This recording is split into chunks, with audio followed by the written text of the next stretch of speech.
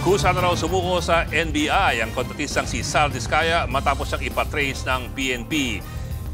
Binunigyan ng kanyang tagapagsalita. Ngayong linggo naman ang katakdang ilabas ang arrest warrant laban kina Diskaya at iba pang sangkot sa Ghost Flood Control Project sa Davao Occidental. Nasa frontline na balita niya si Dave Abuel. Matapos ipag-utos ng PNP ang paghahanap kay Sara Diskaya, siya na raw mismo ang sumuko sa National Bureau of Investigation o NBI. Yan ay kahit wala pa siyang arrest warrant. Mismo ang tagapagsalita ni Diskaya ang nagkumpirma niyan sa programang Storycon ng One News. Confirm po, kaninang umaga po, she voluntarily surrendered to the FBI. Hindi raw pinilit si Diskaya na sumuko, pero patunay raw ito na willing siyang makipag-cooperate sa mga otoridad. Mananatili raw si Diskaya sa NBI hanggat hindi pa nailalabas ang arrest warrant.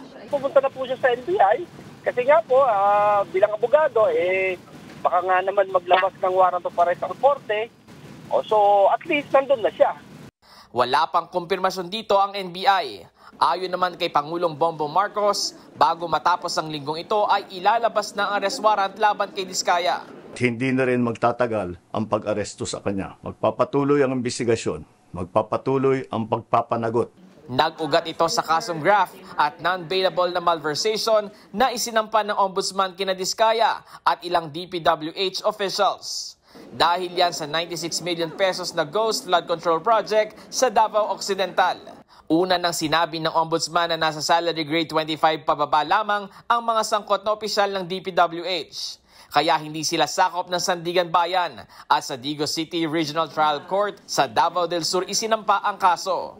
Ang Digos City RTC rin ang inaasahang maglalabas ng arrest warrant kina Diskaya. Una nang itinanggi ng kampo ng kontratista na ghost ang mga flood control project nila sa probinsya. Nasira lang daw ito ng mga nagdaang bagyo kaya kinailangang ayusin ulit. Nagbabalita mula sa Frontline, Dave Abuel, News 5.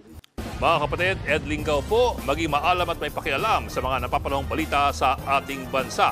Para sa mas malilimang pagtalakay at paghimay sa mga issue at headlines, mag-follow at mag-subscribe sa social media pages ng News 5.